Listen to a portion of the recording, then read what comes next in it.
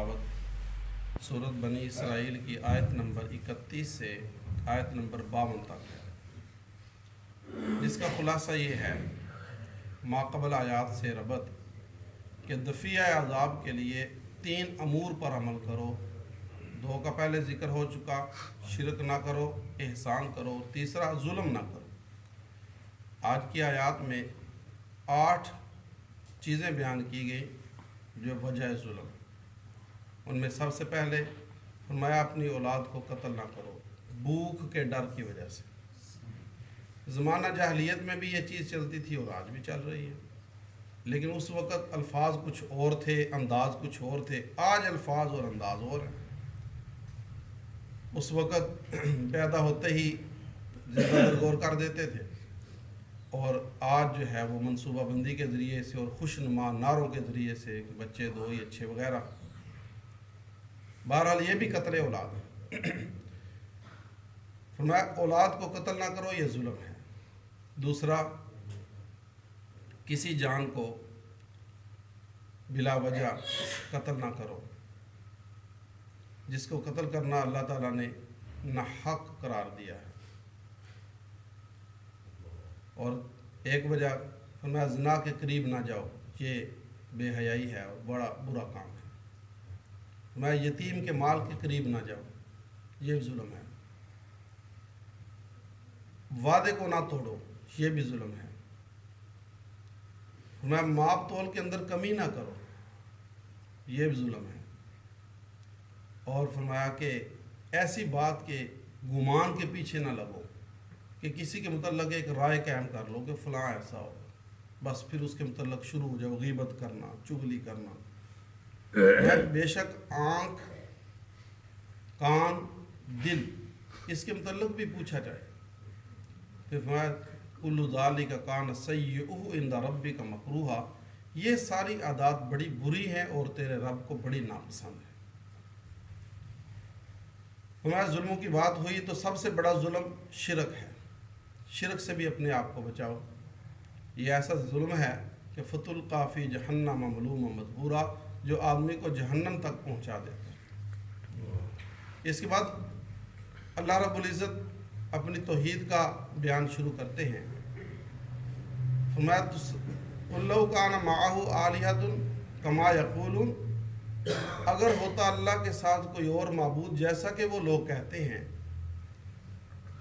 اذا لابتغوا الی ذی العرش سبیلا، تو پھر تو ہر ایک معبود عرش کی طرف راستہ تلاش کرتا، جبکہ حالت یہ ہے کہ تسبح لہ السماوات السبع والارض ومن فیہن، آسمان و زمین میں جتنی بھی مخلوق ہے ساری کی ساری اللہ کی تسبیح بیان کر رہی ہے، اس کی حمد و ثناء کے اندر لگی ہوئی ہے۔ وَإِن مِّن شَيْءٍ إِلَّا يُسَبِّحُ بِحَمْدِهِ، کوئی چیز ایسی نہیں ہے جو اللہ کی تسبیح بیان نہ کرتی ہو۔ وَلَٰكِن لَا تَفْقَهُونَ تَسْبِيحَهُمْ، لیکن تم لوگ ان کی تسبیح کو سمجھتے نہیں ہو۔ یہاں پر ایک سوال پیدا ہوا کہ اگر ہر چیز اللہ کی حمد و ثناء میں لگی ہوئی ہے اور انسان جو ہے وہ اللہ کی حمد و ثناء کو چھوڑ کر جو ہے شرک میں مبتلا ہوتا ہے تو اس پر فوراً عذاب کیوں نہیں آتا؟ فرمایا اِنَّهُ كَانَ حَلِيمًا غَفُورًا، بے شک وہ بڑا ہی بردبار، حوصلے والا اور بخشنے والا ہے۔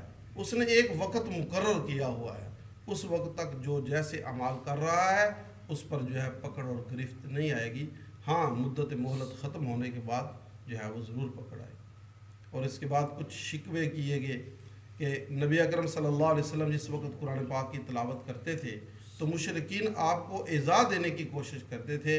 اللہ رب العزت فرماتے ہیں کہ ہمارا حفاظتی انتظام جو ہے جعلنا بینک و بین الذین لا یؤمنون بالآخرۃ حجابا مستورا، ہم آپ کو پردوں کے اندر چھپا دیا کرتے تھے، یعنی مشرکین کو نظر نہیں آتا تھا۔ آپ صلی اللہ علیہ وسلم ایسے پردوں میں محفوظ ہوتے تھے کہ وہ آپ پر حملہ آور نہیں ہو سکتے۔